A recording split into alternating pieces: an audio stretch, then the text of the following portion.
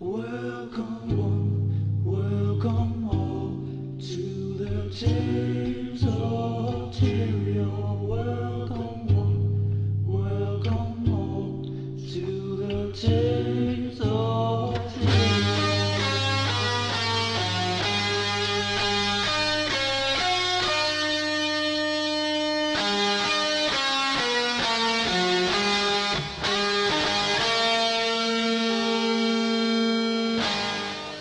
Good evening this week on Tales of Tyria. We've got some feedback from last week, we've got some developer posts, and we've got a discussion on the Straits of Devastation. Stay tuned, it's going to be a good time.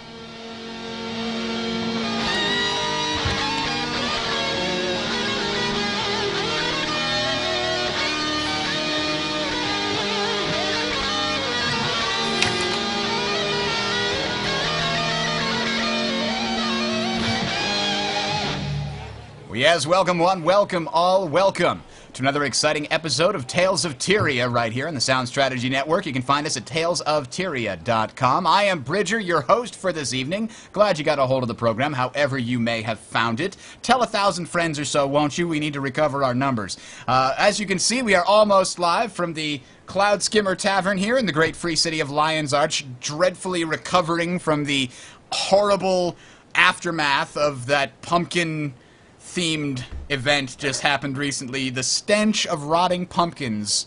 You wouldn't believe it. I'm pretty sure all of my sinuses have been seared off. But as I said, I am Bridger. Welcome. Thank you for joining us. Let me introduce you to my co-host for today. Edwin, welcome, sir. Good to see you. Hey, Bridger. Good to see you, too. And, well, you didn't say that, did you? Good. It is good to see you, I'm going to have to take another mulligan on this. Wow. Okay, yes. Haven't seen you in a while. Thank you for joining us. Also joining us, Kai, welcome. Good to see you. Hey! Yeah, it's good to be here. It's been a while. I've been ill, but I'm glad to be back. I missed you guys. I know. We haven't had enough influence from across the pond to tell us what we're doing wrong. My sophisticated opinions, because I'm English. Exactly. That's the idea. No freelancer this week. He's skipping out to do some kind of like wife attending to some romantic dinner that he promised her, and apparently Tales of Tyria is not important enough, so whatever. But good luck with that, sir, and we will have to just carry on without him. So, this week, I don't have any good stories this week. I don't know, do you guys have any interesting, awesome things happen to you? I didn't get to play a whole lot. I was busy with other things, but what do you think? Anything special? I didn't have anything personally happen, but apparently, like hundreds of rangers were banned by accident. For I don't know why, and they were all unbanned. But it was like, yeah, there was like this, like you know how they're like banning bots constantly. Yeah. There was this big wave of bot bans, and then one of TL's guild members got caught in it, and it was like, I was playing a ranger, and my pet was killing something when I wasn't like there, and I got banned. And then it was like, then they were like, oh, we didn't mean it. Here you go. Oh, so they gave it back. Oh, that's nice. Yeah, but it was like on the forums, like hundreds of people were like, I played my I had ranger all heard the time. about the TL member. I didn't realize it was that widespread. That's very interesting. Yeah, that's a bit crazy. So it sounds like for a while they were really trying to make sure they didn't get any false positives, but now they've actually got a whole ton after the fact. Yeah, so, I think they made their rules too tight on the whatever they were using to figure it out. Yeah, it was a bit strict. I talked about it before with the whole like being restricted on what loot you could get and stuff. It was a bit strict, but I know they have like a bit loosened it up a little bit now. So hopefully it's balancing itself out a bit. Well, the other thing is, it seems like they've been banning a lot more bots recently, and people have been noticing the effects in the economy, and we're actually going to get to that in just a little bit. That's one of the stories this week. But before we go there, let's talk some feedback from our previous shows. This is from Brian. He says, "Hey there, I used to think that I sucked at the game, including jumping puzzles. This made me kind of sad. I loved the game, I loved jumping puzzles, I just wasn't very good." Side note, he's very, very good at declarative sentences. Quote, "Then I learned the truth behind my trouble. My video card sucked. I switched from a GT 440 to a GTX 660. Those are NVIDIA, by the way. I'm easily 10 times better at this game. For example, Specs Lab in, I believe that's the first Asuran area, right? Yeah. That's blowing my mind now. Why can't I remember? Michigan name. Province. Yeah, Metrica. Dang it. Wow, that's fail host. Okay. He says, with the 440, it took me several tries to reach the second console. Couldn't progress past that for hours. Once I got the GTX 660, I finished the whole jumping puzzle on the second try. I felt like I had superpowers. I think these things become obvious quickly if your rig is powerful enough for the game. You may have an underpowered rig and not even realize it. It's almost like trying to play Guitar Hero with the audio just slightly out of sync with the video. If you find yourself talking to someone having trouble with jumping puzzles, ask them what kind of video card they're limping along with. It might be more helpful than suggesting they go practice Mario. Cheers, Brian. Oh, Unquote. that's really nice. Thank you, Brian. That's actually an angle I had never considered. I will put it that way. Oh, I don't know what my problem is then, because I have like a really high-end PC and I am the worst at jumping puzzles. I'm sure there'll be people in the chat who are going to dive on this now because they know I am terrible. I didn't complete the Halloween jumping puzzle. Oh, no. And I avoid jumping puzzles at all costs because they make me so mad. And I have like a Radeon HD 7950. So I have a pretty like high-end graphics card, and I am awful. So I can't even imagine what I'd be like with a bad one. Yeah, you're a Silvari too. You can duck and weave. You're tiny. You can slide in there when you need to. You don't even have a chard like to blame it on. I'm so No. bad. I'm so You bad. can, for the Halloween puzzle, everyone in the guild that's in Azura hated me because I'm the largest Norn you can make. And you're all in the same spot, so they couldn't see where they were going because they're just inside my feet. and so I can see that being a little bit... I mean, I farmed 500 bags from that jump puzzle. Whoa! Over that weekend. Did you get anything good out of it?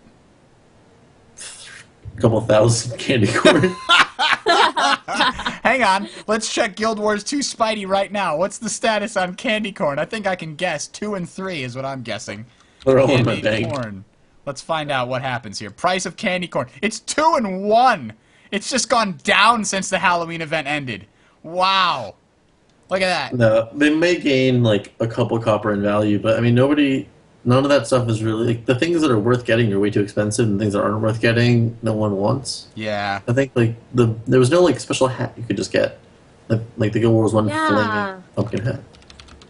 I wish that maybe you could have, you could buy the weapon kind of skin things, the Halloween ones, and then you could buy them with silver or candy corn. I wish you could buy like them with like thousands of candy corn, because if you had like say 10,000 candy corn, it was obvious that you had grinded it.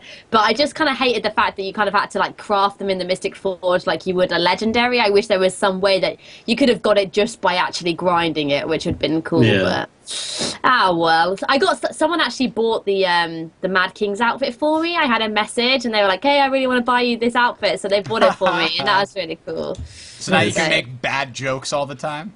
Yes. Well, I make bad jokes anyway, but now I can make them in style. There you go. Absolutely. All right, so let us move on to the next piece of feedback. This is from Chev, or Chev, I'm not sure. Quote, Bridger, on Tales of Tyria, you discussed the jumping puzzles and how it might be better as a single-player instance. I ended up on a single-player overflow. It was far harder as a single-player instance. First and foremost, there were no other players to judge speed against. I found myself behind on speed more often than in other overflows. Also, when you are a single-player overflow, you fail to make a jump, you restart almost immediately, and this is very draining mentally. A few seconds to rest while other players took the work on the jumping puzzle is actually good for you. I thought that a single-player instance would make the puzzle easier, but I ended up completing it both ways, and the multiplayer instance was easier.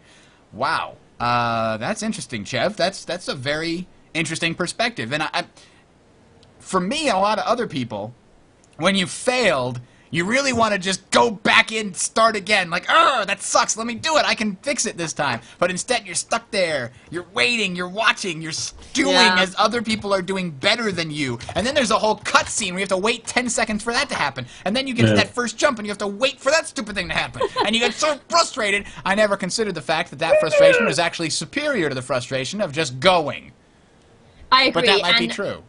There's someone in my guild who's actually in the chat now. I'm not going to pick them out, but they actually had more fun watching others fail by falling off than they did actually doing the jumping puzzle. And I felt so frustrated because every time I would fall, every single person around me knew that I had failed. And You should have put on your costume, then they wouldn't be able to tell. Except for that I know, floating and name above your head, but yeah. it was just so frustrating because I just wanted to fall and start again, and you had to wait, and it just spent so much time waiting, and I just gave up in the end. I found out you can actually troll that because what happens is if there's no one left inside, it quickly finishes and then it resets. Yeah. But you have the same instance for if you're in all three different, if you're in the loading zone, the actual puzzle, or the end. So what I did was I got to the very end, I didn't jump into the clock tower, and then the stuff comes up and then resets. So if no one else can even get halfway, they just have to wait for it to go all the way around again. And I got bored. So I just stood there for like 10 minutes. Everybody was like, because you can see them coming around, so you see people like falling off the edges and little hands coming up at them. It's really fun. So, troll. All right. Trolling again. That's funny. All right, well, let's move on then. So here is a bit of information that Kai will be able to weigh in on. There was a post by Jonathan Sharp. This is about 9 days ago, by the way. Every link that I talk about here is in the show notes. You can find them at talesoftyria.com, or if you're watching this on YouTube, there's a link right down there in the description. So, Jonathan Sharp says, quote, on the design philosophy at play here, we want the thief to be the class that most slips through your fingers. Other classes like the Elementalist and Mesmer have some of that too, but if anyone is escaping a fight, that should be a slippery thief.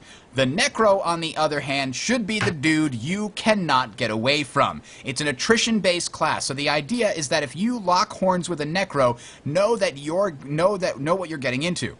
You're fighting a class that's built for attrition. It can dot you, DPS you, rip your boons, severely hinder your movement, and it also has the ability to soak up a lot of damage. So the longer the fight goes, the stronger the Necro should get. That's the idea behind the Death Shroud, but very little escape ability.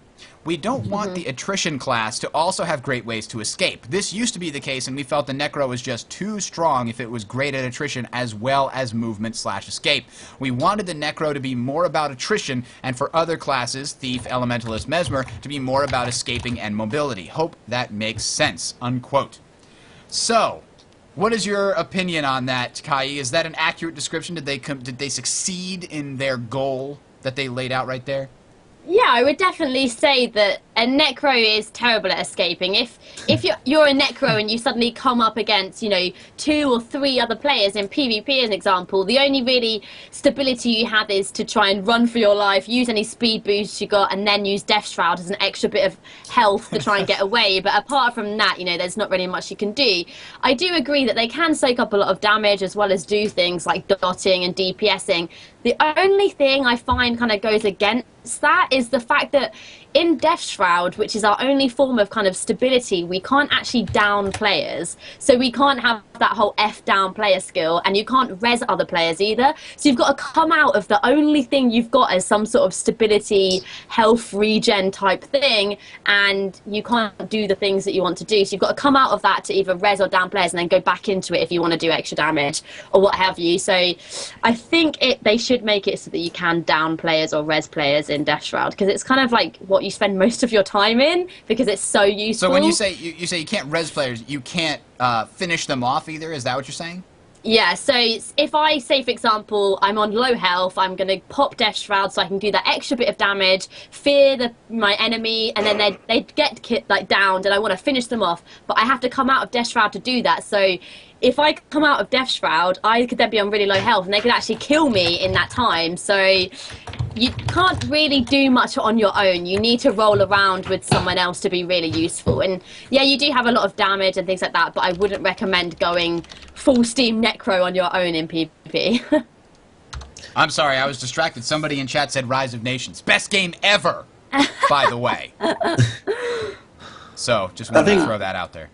I mean, if you're in Death Shroud, you should definitely be able to cause death by finishing. Yeah, so maybe it's reviving like the is a only little form weird, of stability. Most of Necro's skills actually, you gain life force to use Death Shroud. I mean, the whole point of a Necro is that you're aiming to get a lot of life force, so you can go into Death Shroud, you can fear, you can do a lot of damage, and a lot of your traits actually affect Death Shroud as well. So it's kind of your main thing you want to focus on, but then you can't down or res players in Death Shroud, and it's just like you have to keep popping in and out of it, and obviously there's a cooldown, and it just kind of feels like you're not very stable if you're relying on Death Shroud too much. So yeah, it hinders that a little bit. But apart from that, I would say it was pretty accurate, and they do a lot of damage, especially if you play like a conditioned staff build. There is a potential amount of havoc that you can cause, especially to a lot of enemies, but you need to have a partner with you.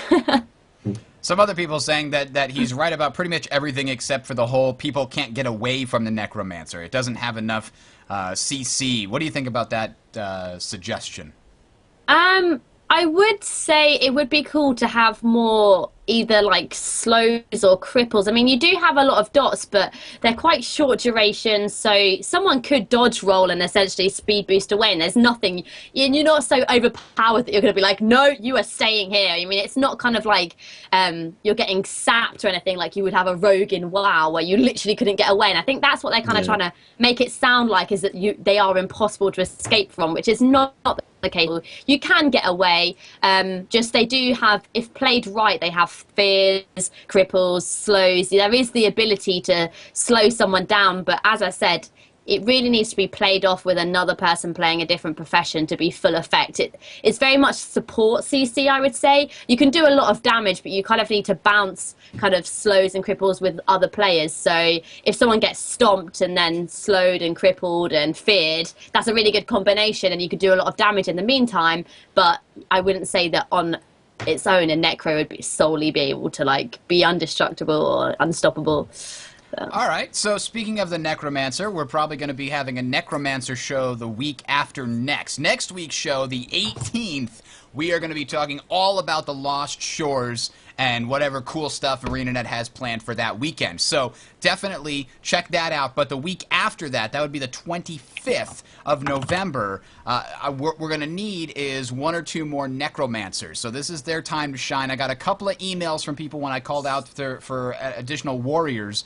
And so this is your chance. Send me an email, feedback@talesoftyria.com, and we can find out. We'll do a little interview, see who's the best, and we'll get them on the show. So Kai's definitely going to be wingmaning with me on that one, or wing-womaning, wing-personing that wing-womaning. There you go.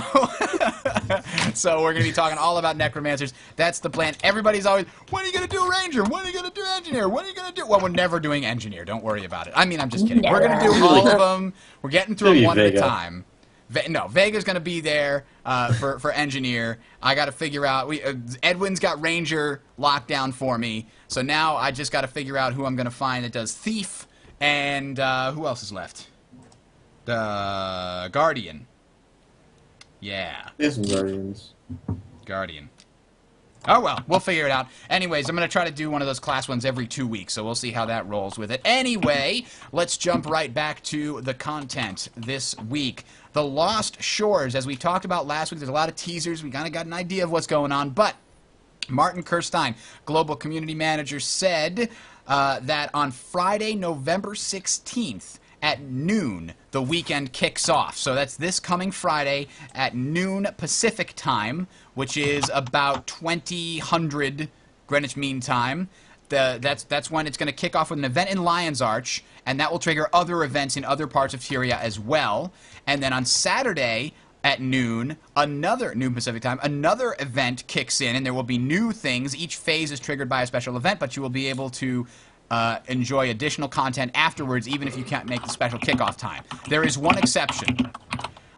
Sunday, November 18th, will be a special one-time only event chain, which to me suggests that it's a series of events, not simply a, hey, look, the Mad King's busting out a Lion's Arch. This is something that you will want to participate in because it will only run once. I'm guessing this is us sort of opening the gate, or finding all the pieces of information to open the gate to the Lost Shores. Kind of like opening the gates of Anchorage or whatever that was in World of Warcraft. You know what I'm talking about? Oh, yeah, that was fun. I think that's kind of what we're talking about here. I think ArenaNet can top that, though. What do you guys think? I hope so. I'm really hoping it's something insane like the zone coming out of the sea, and I don't know. Maybe I'm like really overhyped about it, and maybe we'll be let down. But I think it will be massive. Like, I don't think it's gonna come out of the sea, because then you're gonna have this whole Zaitan vibe of this thing was underwater and it's got all kinds of undead. I get the impression from the pictures, and they're talking about it, a tropical paradise. This is an island that was like lost, and like maybe the event is like you're on a boat and you're like trying to find it. Like you're navigating maps and fighting off sea monsters and Zaitan creatures, and then shore, ho, land ahoy, whatever. And you land there, and it's like, it's a tropical paradise. Set up in a surrogate. We need materials. Let's go find materials. Oh no, a dinosaur. You know, it could be anything. It could be great. Oh my Well, god, see- dinosaurs. Right now, It'd be great. the Lost Shore, what I'm thinking is the Dominion of Wind pretty much goes from Keswick Hills all the way around Metrica Province. Hang on, I'm opening up a map Right. so that everybody else can see what you're talking about here. Yeah, I'm Okay. like, say what now? So this is actually, I think, what you're talking about here, the Dominion of Wind area here. But there's Lion's It Arch. goes all the way around Caledon Forest. Oh, really? It from goes all the way south- down here, too. That's right, because there's the Yeah. big giant wall. So the Dominion Like- of Wind goes here all the way down here. Here's Claw Island, which actually looks like a claw, by the way. Did you guys know Yeah. Claw Island Yeah, looks it like a does look like claw? it. I didn't know that until now, so that's cool. That But makes sense. there's other little patches of islands here. This one right here. This is a very good candidate, I think. Oh. Well, see, that was, I think, the... I mean, it might be flooded now, but I remember in Guild Wars 1...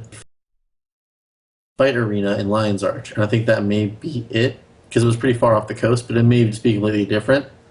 But I think either way, we're going to have... It's going to be a zone next to Bloodtide Coast, I think. I think so, too. Somewhere around in that area, definitely. Because that's the You can only... play with there's other things. islands over here, but I think you're right. I think this is Dominion of the Wind over here somewhere. Yeah, we can play with the Tengu some more. We haven't played with them since Factions. Yeah, we need to play with the Tengu. That's an expansion, I'm almost certain. All right. I thought Lost it Shores is was 200 like yards Sea away of from Claw Sor- Island. Rose. That's a good point. That I is the didn't Sea think of about that. Sorrows. Yeah, this is the Yeah, Sea it of is. Sorrows. This whole thing is the Sea Yeah. of Sorrows, right? Okay, yeah, Yeah. I think so. So, yeah, it's going to be one of those islands there. But I think it'd be cool if, like, the whole island just submerged out of the sea. That already happened.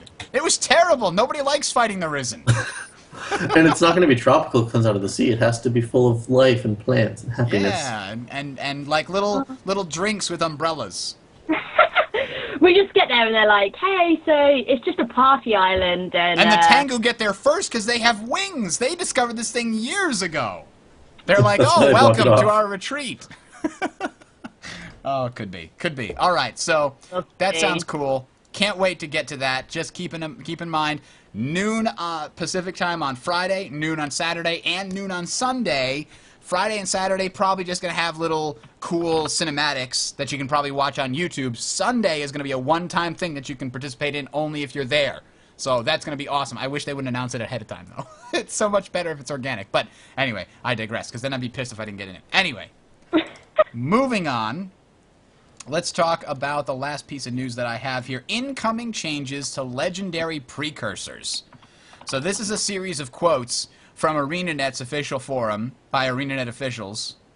Official officials. Officially. Officially from officials. John Smith, actually, their in-house economist, explaining that the recent bot ban waves have had large impact on the market, causing it to shift.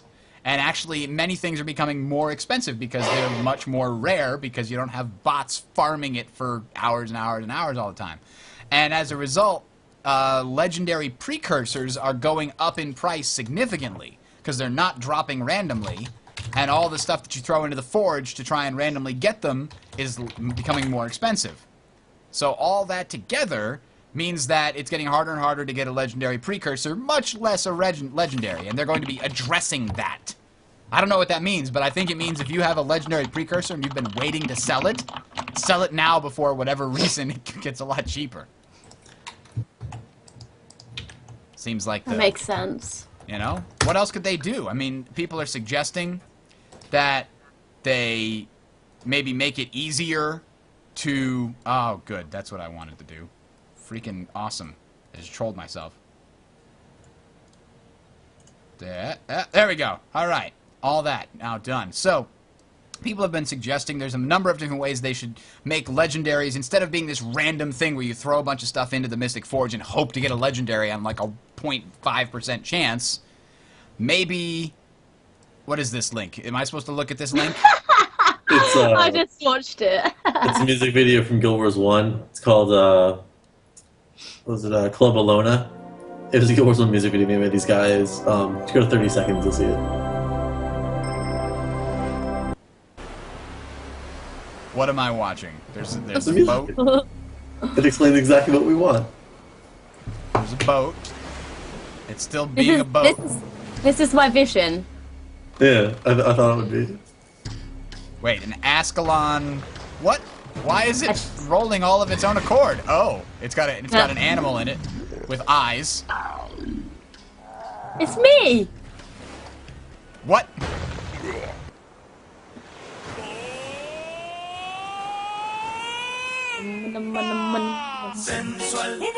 The hell are we watching?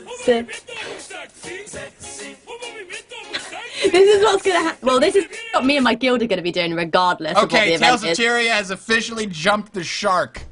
Wow. Okay. That is not. Okay, so, anyway, back to legendaries and important market shifts that are going to affect many users. Okay, so this is interesting. There's a couple different ways they could really approach this. Right now, getting a legendary is super freaking rare if you just get it from a drop, or you get it from a chest from a dragon, perhaps. Or you can try and increase your chance by throwing stuff in the Mystic Forge and hoping to get one. And that's, I think, how many people got them. But what do you think is a good way to make it to get a legendary precursor? I mean, nobody thinks it should be, especially the devs say it shouldn't be easier necessarily to get one. But I personally think I know I keep like mentioning it, and everyone thinks I'm like a WoW fangirl or something crazy. But I personally thought the way they did legendaries in World of Warcraft was amazing. You did a quest line which gave you the first piece, which basically meant that you could continue a sort of quest line to get a legendary, and you had to collect various things from drops from mobs, and you had to collect things from various dungeons, and you had to do other quests. And I just thought it was really great that it took a lot of time and effort, but you had a set path that you had to follow. It was a definitive quest line that you had to do and things you had to collect. It wasn't based on luck. I mean, the first drop you had to get based on luck, and then you continued the quest line. But apart from that, you had to work really hard for it. And I would rather it be like that. If it was like that, I would actually probably get a legendary. But the fact so much of it is based on luck and the Mystic Forge, it's not really something I'm interested in at the moment. But I mean, I guess people are different. yeah, the problem with just making it an epic quest line, even if it's like a difficult quest, is eventually people are going to have it on farm status, right? Step 1, do this. Step 2, do this. Watch out for the eggs. Don't get feared into the whelps. Whatever. It's gonna get put on farm status, and everybody's gonna have a legendary precursor. Nobody wants that. My thought was every month, when you finish your monthly achievement, if you finish your monthly achievement, like the first of every month, when it rolls over into a new month, if you finish your monthly achievement, you get access to some special new quest, dungeon, event, something that's very difficult. It's short, it's not really long, but it's very difficult, and you get one shot. One shot at it by yourself, or, I don't know, maybe it could be a 5-man group, but maybe by yourself is best, and just make it this really difficult thing. And that way it can't possibly be farmed. It's new every month, you know, some kind of new boss or something that you have to fight, a scaled-up Etten, or whatever, this time. And the next time it could be a quaggin the size of a house. You know, it could be anything. And that's why it's one per month. Everybody does it at the same time, so you can't just go and watch somebody else do it on YouTube and copy them. You have to actually be the one to figure out how to beat that boss. You have to look, I got these legendary, or I got these utility spells at my disposal. I've got these weapons, and you get, like, you know, as many shots until all your armor breaks, and then you got a warp waypoint out, and you can never get back again. I think that would be a cool idea. Less based on luck and more based on skill or effort or time. It should be a legendary should be something that is given to the players who spend a lot of time playing the game and really try hard to get this special item. It shouldn't just be based on luck and how lucky you are, basically. I think. Yeah, I couldn't think of another word there, but you know what I mean. Well, I mean, getting Mystic Clovers is just like, buy the most expensive items that the game has, throw them in a bucket, and hope they turn into what you want. That's got to be the worst method, I think, of creating that. Because it doesn't, I mean, it shows that you're grinding money and that you're grinding, you know, karma. you run the same path in North Coast Shore for 2 months, you'll get enough karma to buy a legendary, essentially. Yeah. I mean, the only thing that really shows dedication, I think, is the Explorer tokens that you have to get, where you actually do like everything on all the zones of the entire game. Everything else can be farmed or bought. If you spend $2,000, you could get enough gems to buy every item you need for it.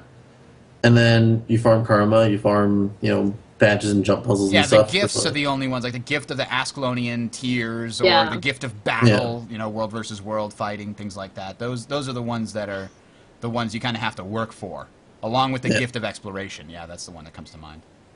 But everything else is just either buy it or farm for it. And it doesn't really show. I mean, it shows they're trying to get you to spend more time. It doesn't feel to me like they're showing that you're really like, it shows that you spend a lot of time playing, and you spend a lot of time focusing on it. But I think it's still important to see if somebody really cares enough. But otherwise, it's just shiny. All right, so let's move on to the round table, and let's talk about a zone breakdown. I don't have the sound effect queued up. Straits of Devastation. Because I think this is one of the more interesting, epic, awesome zones in the game. To some degree, at least when you look at what they're trying to do with it. Whether it's broken and bugged is another question entirely, but it's one of the ones that I like. Lornar's Pass was another one that I really liked in my head. We'll probably do that one again later, but let's talk about the Straits of Devastation. First things first. Friggin' way too much water. So much water, and there's skill points and stupid points of contention, and one of the whole meta events goes through the water. Ah, man! I hate water. Or how about the point of interest that you have to get inside the place you can only get to in your personal story? Yeah, they fixed that, though. They fixed it. In one of the patches, I'm pretty sure. I remember reading a note that says they fixed it so you don't have to go into your personal story to get to it. I agree with the water thing. I love that zone. I think that was probably the most fun I had in the game ever when I first reached that zone, but there was so much water, and the water just felt really unnecessary. I just felt like there could have been more stuff on the land, but some people love water. They wanted to have 30 or whatever % of the game in water, so instead of making it even through all the zones, they just gave you a zone full of water. Yeah. Oh, Straits of Devastation, we'll just put all the water here. Yeah. Hang on, let me pull that map up again. Okay, here we go. That's the only reason the south path is the only thing anyone ever does, because all the other ones are in water. Yeah. There you go. That's a huge, like 50% of this, 60% of this zone is water. And then let's see. Malcor's Leap has water too, but nobody cares. Kershore has a little bit of water. Mount Maelstrom has water. Nobody cares about that zone either. Bloodtide Coast has water. Yeah, all the water's down here. Yeah, so if you want to just enjoy yourself, have your fun in the char areas where there's no water. That's the answer.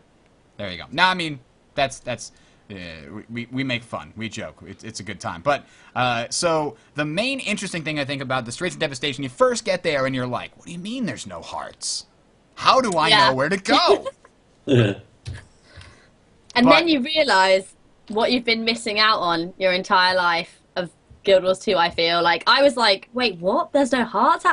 Exactly the same. Like, where do I go? What do I do? I'm just going to run around? That's crazy. I just wound up farming the events up in this area for a while because I didn't know what to do. I was like, well, there's a big thing over here with a ship. I'm going to go kill it. I still kind of stuck with the heart mentality and was like, I'll just get every waypoint and every point of interest, and that will kind of guide me a way around. And I loved it. I was just like running everywhere and losing my guild, and we all fell in holes and killed by Risen. It was crazy. I loved it. Yeah. All right, my favorite time. So let me say, what's your favorite part of the whole zone? I mean, jumping puzzle or the fight with Balthazar, any like just area. What's the favorite area that you like the best? Edwin? Mainly for me, it's just the south chain up until you get to that door. I just like the way it feels. You have to fight to get the Risen out of there, then you have to fight to get him off, but then you get the point, you can sell stuff, and then the next event starts, and it's just, for one, the fact that it's on land makes it better than the paths instantly. And then you're not stuck with all the Risen like you are. Once you get past that gate, you're just stuck with the Risen like you are on the next two zones. But that one path on the south side feels very unique to the game, and I like it. And one thing that I like on that southern path is this jumping puzzle here, the Vizier's Tower. Yeah. If you go up there, that's really cool. It's got a lot. Is that the tower where supposedly everything went to hell? He opened up he that? opened up a scroll, he read it, and blew up the entire island, or he blew up the entire peninsula, essentially. Yeah, that's probably why there's so much water at this particular spot. Yeah, my lore crater. senses were tingling on that. Yeah, that was really cool. I did not expect to see that when I got to the top of that. But that was also a freaking tough-ass jumping puzzle, by the way. There was one or two things there that was just like, I can't get there. But my favorite spot, I think, is this like hidden grove down in here with this vista. Did you guys go in there? Yeah. Very cool spot. I liked that. And actually, I really liked the whole of that part of the zone, actually, that right side. Mm-hmm. Let me see if I can find with Project Atlas. Let me see if they've got the vista I'm looking for. What I really like about that spot is it almost feels like a Sylvari area, because it's like everything's green and lush, and there's animals that aren't trying to kill you. Yeah. It just feels so happy. The juvenile cave. That's really cute. Mm. Oh, well. And the jumping puzzle in there is really fun as well. I remember dying a lot on that stupid tree thing where you have to jump on like loads of little branches and... There we go. Nightmares. There we go. I found it. There we go. That's what I was looking for, was a example of the vista at this location. This is actually a guide on how to beat the jumping puzzle, so spoilers if you don't want to actually see what's going on. Let's see if we can get a good visual of what this looks like. Go ahead, get in there. No, I don't want to see from there. There we go. You got to go into this secret hidden cave thing, and then you come out into the middle, and there's like lush, jungly, cool-looking thing. Yeah. It's like out in the middle of nowhere. It's like the Straits of Devastation is all devastation, but you got this cool area. Yeah. The ranges. Ranges. Yeah, I know. Okay. Even though I already had all those pets, I was like, grrr. It was a ranger's paradise. Yeah. Yeah, It look was at that. cool. I liked it. So definitely like that little jumping puzzle thing there. Let's see, what else is good in there? So yeah, I like the meta event chain that happens in this event. I mean, you've got the central invasion of Ore is like, I don't even know what it is. I think it's like an aerial invasion, is that right? And then the northern one is a water invasion, and the southern one is a land invasion. I've done the northern and the southern. Today, I tried to do the central invasion, but it never triggered. It just said the lasers are down, and engineers need to repair them. So I waited for like an hour. And it never triggered. Is there something you're supposed to do as a player to get that to start? I don't even know. It's supposed to start like every 5 or 10 minutes if it fails. It did not. It was broken. I'm pissed. I wanted to see what actually happened because I'd done the other two. The northern one is cool. You got to escort some submarines that launch from a hidden base up here, and then you got to defend this like this area over here. They build like walls and stuff, and the Risen come in and attack it. And that was really cool. And then once all 3 of those invasion events have succeeded, there's a bigger meta event where they all kind of go and meet at this rally point in the middle. And then from there, they push out to attack Balthazar's glorious, awesome Temple of Doom. Oh, Which is always broken. Which is always broken. What's broken about it? I don't know, there was... When iDrops was trying to get his, he finally got his staff, by the way, the Bifrost. Looks awesome. Oh, really? When he was trying to get it, the night that he was going to get, like, his last obsidian shard or whatever he needed, the event was just bugged. And, like, if there was one person there, it was like, if there were 10 people there, it was just scaling ridiculous. Yeah, I noticed that if you have, like, 20 to 40 people there, it becomes impossible because the more people you have, the less likely those people know what they're doing. Yeah. His keyboard is keeping everybody...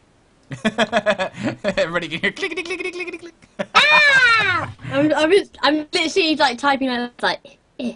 I can hear how quiet you think you're typing. Yeah, I'm just like trying to be quiet. Okay. You know what you need? You need to bind something to mute the microphone in Skype, and then hit that, and then type, and then hit it again.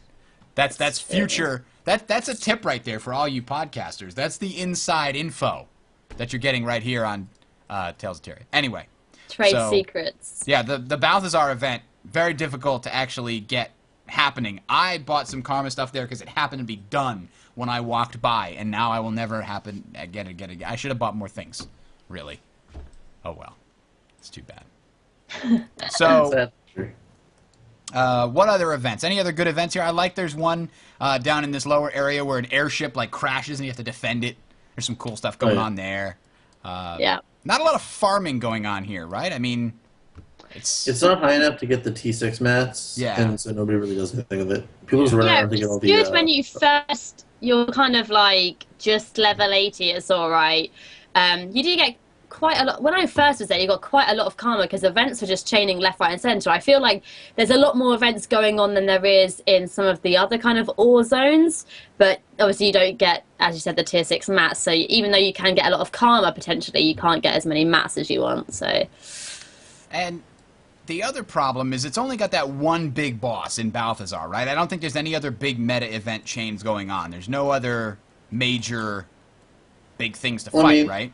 They have 3 meta event chains coming in from the right that end up at one in the middle. So Right. I think they did their part on that one. Oh yeah, no, I think that's fine. I think as a zone it's good. It's also one of the largest zones in the game, I think, in terms of the number of things you need to get, right? Yeah, it's pretty large. There's an absurd number of skill points and vistas. 30 points of interest. 30 points of interest.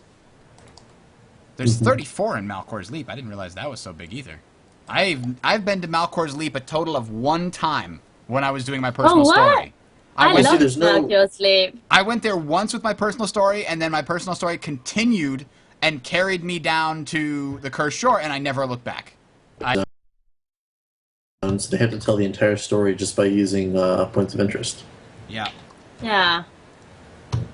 Oh, apparently Lorna's Pass has 42 points of interest. Ooh, that Lorna's was a Pass tough is gigantic. one. It is. I think I completed it too, if I recall correctly. But so yeah, there's a lot of good stuff to say about this zone, and I think they did a good job with the. I mean, it's really cool. It shows off the meta event system really well, I think. Yeah. It showcases what they wanted from the meta events and the events even, and the chaining and how like certain things could trigger things off and how your champions will spawn. I think you really get to feel why they made Guild Wars 2 the way they did when you get to these like ore zones, and I really like that because you had that drastic change of gameplay and it was really fun. It was kind of like the whole game you were building up to this point where you finally went from the normal MMO playstyle to the Guild Wars 2 playstyle, which is what essentially Straits of Devastation is. It's how Guild Wars 2 should be played. So I liked it. And I agree. the other thing about it is by the time you're done with the zone, you are not yet completely and utterly sick of zombies. You're a little sick of zombies. But you're not yet completely and utterly sick of zombies. So that's the other reason that I think Straits of Devastation sticks out in my head is not one of the zones that I'm like terribly, horridly, like Cursed Shore, like, why do I want to go there? Why? But, you know. Chickens everywhere. Chickens everywhere. Why is it so hard? You know, the other thing, somebody mentioned that the Straits of Devastation has a really dense amount of risen. Like there's risen you can't walk 2 feet without tripping over one. And the other zones, you don't. You can kind of run freely without really worrying too much about tripping. You can kind of dodge around and bob and weave. Did you guys notice that? Yeah. Yeah. Cool. I've noticed, like, I was doing Streets of Devastation recently for my world completion, and in the south middle, like underneath the packed area, there's just so many. You run and they just keep rooting you and pulling you, and it's just they give them all the most annoying skills and mechanics. Yeah. Oh yeah, the ones down here. I remember that one. Like if they're I don't undead, like the risen. you just kick their heads off and then they die. Why do you actually fight them? Like, it's just, Have you been watching too much Walking Dead? I don't think they Probably. work quite like that. A lot of Zombieland. I like it, yeah, but Arisen are generally quite an annoying type of mob to come across in general, so it kind of sucks that all 3 of the zones there are potentially, you know, just surrounded by Risen, but again, it's ore, so it has to be the case, but it would have been cool to have a little bit more selection of mobs that you were fighting, rather than it just being like, we're going to have Risen everywhere. Especially because my dailies, man, I go to, like, Gendaran Fields and kill 10 different things before I try going to ore, because I know it's going to take me an hour just to kill 5 different things in ore. Yeah. It's like, Exactly. does Jormag count as a different thing? Because I can kill him and then go back to ore and maybe get more different things from fighting Jormag than I do in ore. Yeah. Anyway. So that's Straights of Devastation. It's not a really long show tonight, guys. Next week we're probably going to spend forever talking about the Lost Shores. We'll see. It's very exciting. I can't wait to get in there. But for now, I think we're going to call it. Let's see if this music works here. I had one note. Okay, first we've got a note. I was just testing something. Okay, note.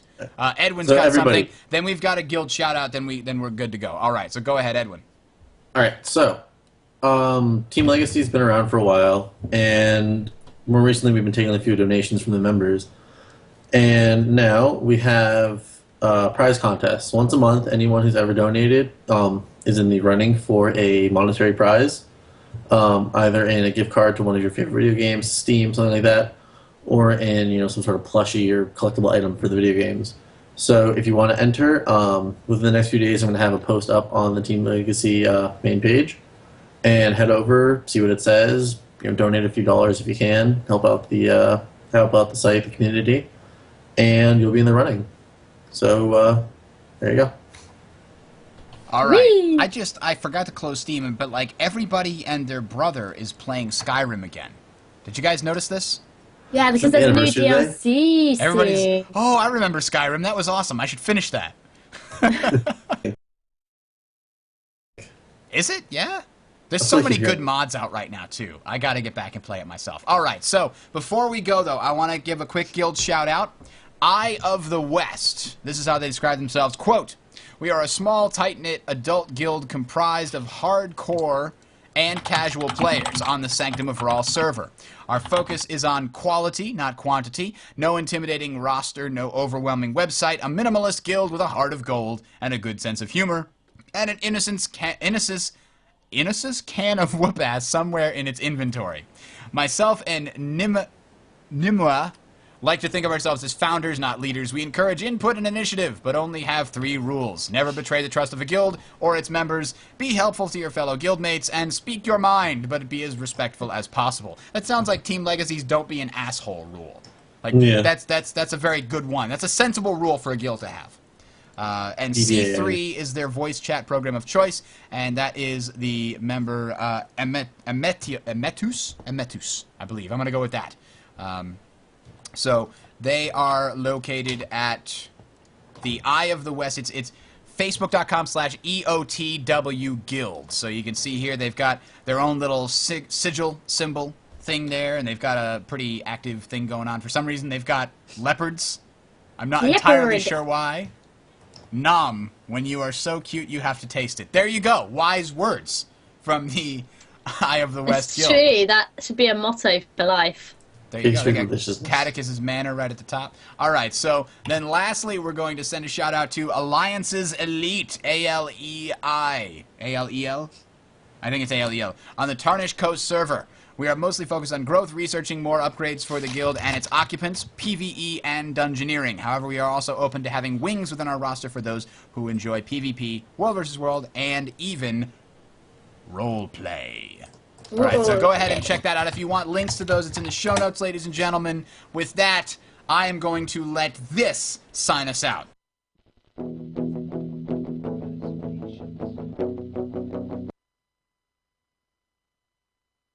Unless for some reason it completely fails. What is the problem? Oh, it went into HD mode, of course.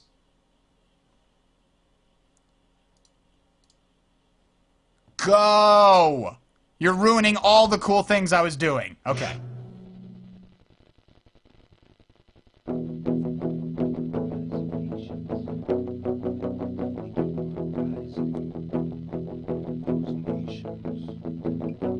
Those rising nations.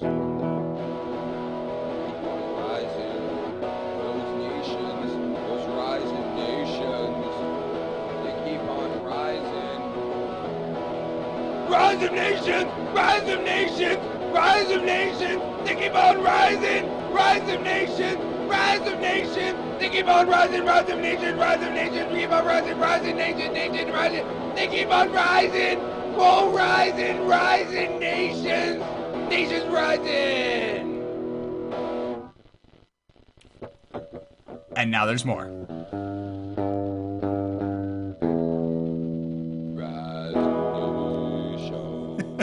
So I just wanted to get a little nostalgic. But I guess we'll cut it there, folks. Have a good one. I hope everybody enjoyed the show today.